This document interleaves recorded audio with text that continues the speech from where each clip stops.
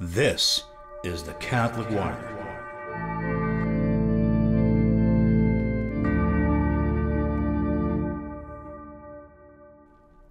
Hello and welcome to the Catholic Wire. This is your host, Father Carlos Cepeda.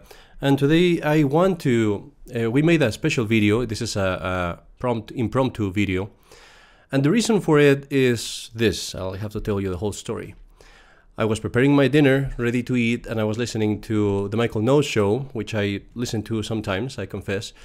And this question came up, which the question I think was phrased in a very complicated manner.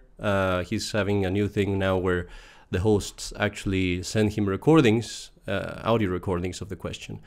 So when you hear the question, you kind of get mixed up with all the arguments that are given. I feel bad for him because if I had been live with that question, I definitely would have struggled. But I listened to the question again and I thought about it. And I did want to share my answer to it because some ideas came up based on some stuff that I've been reading is related to gender ideology. And of course, we're trying to get this channel canceled as soon as possible. So we're trying to put all the stuff that would get it canceled. I'm just kidding with that one. But we'll see the question and we will see what I think is a good answer for it. Here's the question. Hey Michael, Stephen here. My best friend has a doctorate in English and spent much of his education studying feminism and gender theory. So he maintains that gender is a purely social construct that is in no way informed by biological sex. I attempted to argue the idea that a majority of men or women would inform the idea of the genders at a base level, and he denied that, stating that there is no individual aspect of either masculinity or femininity that holds up under concentrated scrutiny. For example, women are more likely to desire to be the primary child care provider is not something he'd agree with, because he'd say that there's no objective way to prove that this is true from a biological standpoint as opposed to cultural influence. Just because a majority conforms to those characteristics or believes they exist doesn't mean that they are rooted in reality. He points to supposedly gender-based concepts throughout history that have been proven false, like the belief that women are less intelligent than men, as evidence that my argumentation methodology is flawed, and that because it's based in the concept of the majority, it doesn't hold up to his counter-arguments. I know that he would welcome a compelling and intellectually sound rebuttal, even though I don't think he would change his mind. So what argument would you make to counter his and to reinforce what is to me and likely you the obvious truth? Love your show and the work you do.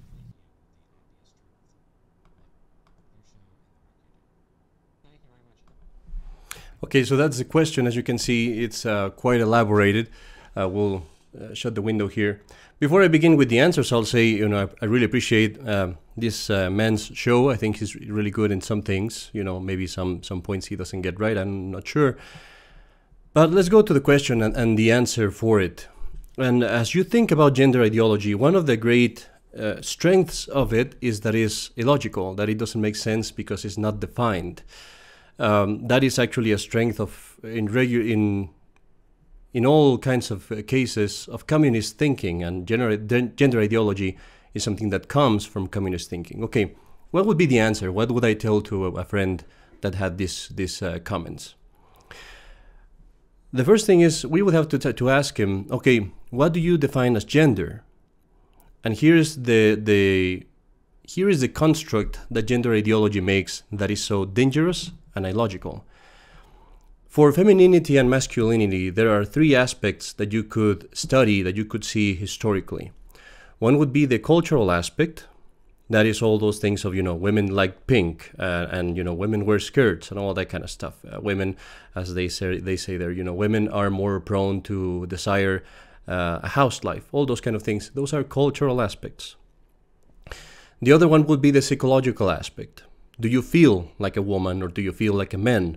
Now, I'm not saying right now whether if that's right or wrong. That's just one more aspect of femininity or masculinity. There has always been deranged people. There has always been people that feel that they are not of that sex or that they act as if they were of the opposite sex. So that would be the other aspect that needs to be studied. And the third one is the physiological aspect. The sexual organs, your makeup, the makeup of your cells of your body, of your chromosomes, all those things. Gender ideology is so powerful and illogical because they mix the three of them. but they don't define which one is which one is actually the defining aspect of gender, or even of whether how would you define whether if a man is a man or a woman. They mix all of these three, and they don't define gender with it. Let me give you an example.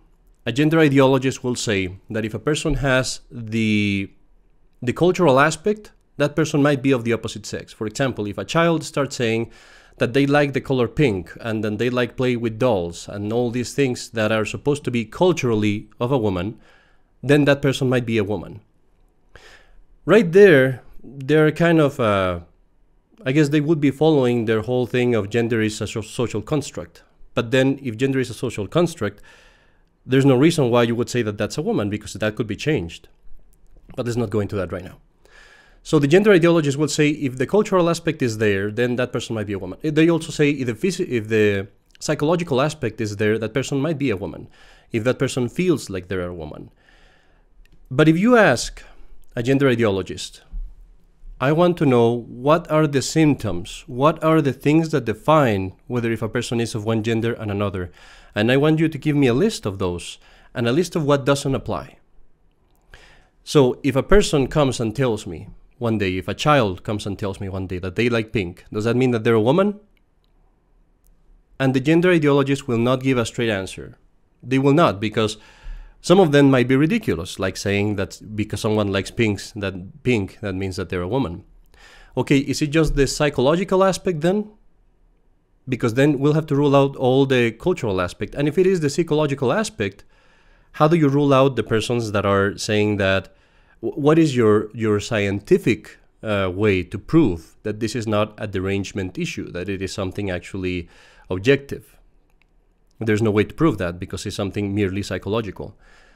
The point that I'm trying to make is a gender ideologist will mix these three aspects of femininity and masculinity.